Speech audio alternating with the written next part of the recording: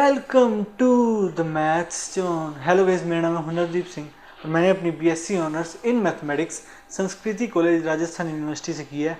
आज का लेक्चर होने वाला है अलजेब्रा ऑफ स्टेटमेंट्स। ठीक है, स्टेटमेंट्स का अलजेब्रा देखेंगे हम। मैथमेटिकल रीजनिंग चैप्टर हमारा चल रहा था। सबसे पहला लॉ पढ़ते हैं हम अलजेब्रा ऑफ स्टेटमेंट का, कॉम्यूटेटिव लॉ। वो क्या होता है देखो, पी और क्यू लिखो, भले क्यू और पी लिखो, दोनों क्या होते हैं, इक्विवेलेंट होते हैं, या हम क्या कह सकते हैं, बराबर होते हैं। ठीक है, मतलब ऐसे लिखो बड़े, इसको ऐसे लिखो, एक ही बात है। इसको कहते हैं कॉम्यूटेटिव प्रॉपर्टी या कॉम्यूटेटिव लॉ। ये और में पाया जाता है, मतलब इस कनेक्टिव में ये लॉ लागू होता है। ठीक है, वैसे पी एंड क्यू, भले क्यू एंड पी लेते दोनों सेम ही बात है, तो इसे कहते हैं कॉम्यूटेटिव लॉ। अब सेकंड देखते हैं एसोसिएटिव लॉ। वो क्या होता है वो देखते हैं। देखिए, P और Q और R, पहले हम इसका और ले रहे हैं, फिर P इसमें P का और ले रहे हैं। और अगर हम पहले P और Q का और लेते हैं फिर R का और लेते हैं इसमें, तो ये दोनों चीज़ें सेम होती है, बराबर होती है। इसको कहते हैं एसोसिएटिविटी, मतलब इसे कहते हैं एसोसिएटिव लॉ। भले इधर वाले को पहले और ले लो, भले इधर वाले को, तो इसमें ब्रैकेट का कोई वैल्यू नहीं रहता। मतलब जैसे आप सोल्व करना चाहते हो इसे सोल्व कर सकते हो। ये दोनों स्टेटमेंट एक ही होती हैं। सेकंड इसका ये और में था, अब सेकंड होता है एंड में। P and Q and R, ये होता है P and Q and R. ठीक है, इसको कहते हैं एसोसिएटिव लॉ। थर्ड देखते हैं डिस्ट्रीब्यूटिव लॉ।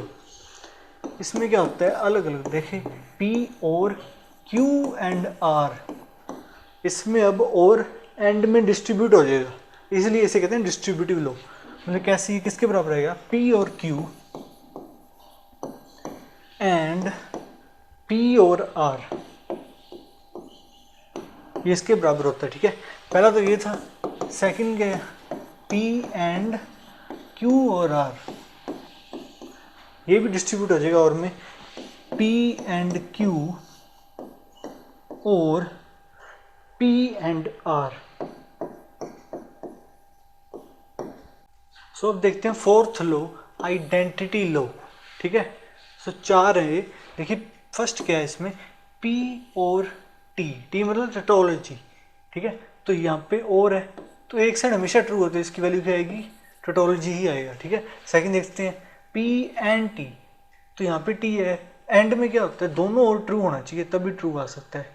ठीक है, सो एक साइड तो हमेशा ट्रू है, बट इधर ट्रू भी हो सकता है, फॉल्स भी। ये किस पे डिपेंड कर रहा है, ये P पे डिपेंड कर रहा है, तो इसकी वैल्यू आ जाएगी P। ठीक है, सो अगला देखते हैं P और F, एक साइड इसके F आ रहा है, बट इधर ट्रू आ गया तो ये ट्रू हो जाएगी, इधर फॉल्स आ गया तो फॉल्स हो जाएगी। किस पे डिपेंड कर रहा है, P पर, तो इसकी वैल्यू क्या आती है, P।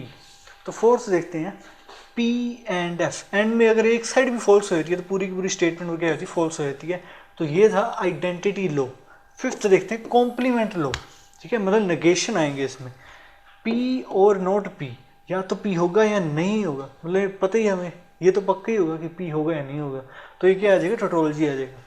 फिर है P एंड नॉट P, तो एक ट्रू होगा तो दूसरा फॉल्स होगा, ये पक्की बात है, मतलब ये स्टेटमेंट हमेशा फॉल्स रहेगी, इसलिए ये फैलेसी बन जाएगा। ठीक है, थर्ड देखते हैं टोटोलॉजी का नेगेशन, हमने पहले ही बताया था वो फैलेसी होता है। फोर्थ फैलेसी का नेगेशन टोटोलॉजी होता है। फिफ्थ नेगेशन ऑफ P, वो P होता है, ये पहले ही बताया आपको। सो आगे देखते हैं आइडेम्पोटेंट लॉ। इसमें क्या होता है, P और P क्या बनेगा, P बनेगा। ठीक है, P एंड P, तो क्या बनेगा, P ही बनेगा। ठीक है, आगे देखते हैं सेवंथ देखते हैं डी मॉर्गन्स लॉ, बहुत इंपॉर्टेंट है। ठीक है, बिल्कुल वैसे जैसे सेट में होते हैं ना, उनका बस इधर क्या है, इक्विवेलेंट रूप देख लो आप स्टेटमेंट में। ठीक है, नेगेशन ऑफ P और Q, ये क्या होगा, नेगेशन ऑफ P, ये चेंज होकर एंड बन जाएगा, नेगेशन ऑफ Q हो जाएगा। ठीक है, सेकंड देखते हैं negation of P and Q, ये नेगेशन P एंड का क्या बन जाएगा, और एंड में नेगेशन ऑफ Q, तो ये भी हो जाएगा। ये है डी मॉर्गन्स लॉ।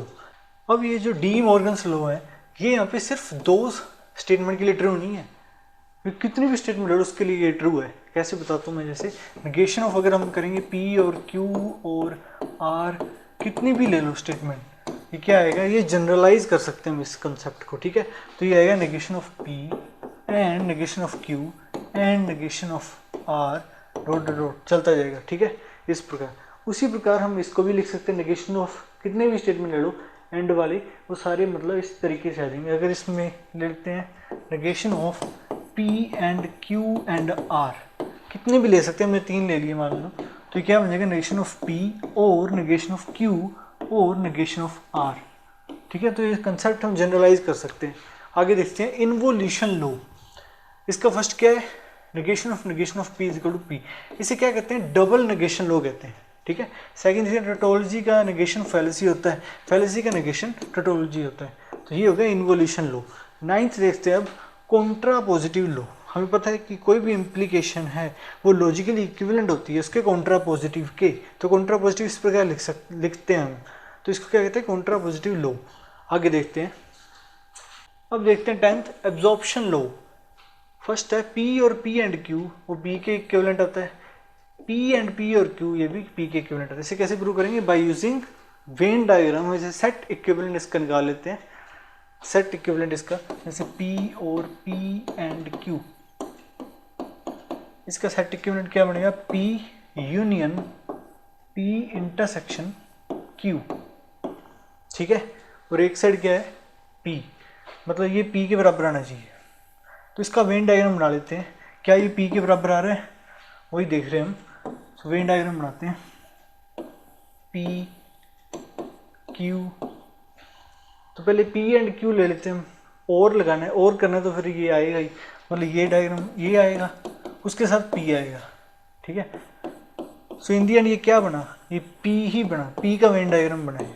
ठीक है, तो ये किसके बराबर है, P के बराबर है, मतलब P स्टेटमेंट के लॉजिकली इक्विवेलेंट है। उसी प्रकार से ये आपको मैं होमवर्क दे रहा हूँ, बिल्कुल ऐसे ही हम इसको कर सकते हैं। ठीक है, by using set equivalent method.